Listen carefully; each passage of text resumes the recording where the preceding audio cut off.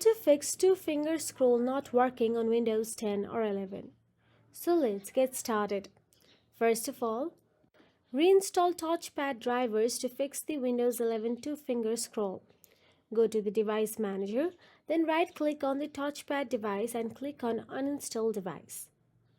You get a window. Click on the checkbox, attempt to remove the driver from your system, then click Uninstall. Next, tap on the Action tab and select Scan for hardware changes. If the device is not seen, restart your system. We hope this will fix Windows 10 or 11 two-finger scroll not working issue. But if it does not, then simply right-click on the Windows icon and go to the settings.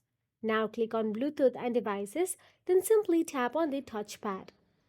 After that, click on the More Touchpad Settings option. Then select the Pointers tab and click on the drop-down arrow in the Scheme option. Then select Windows Default Extra Large. Then click OK and restart your system.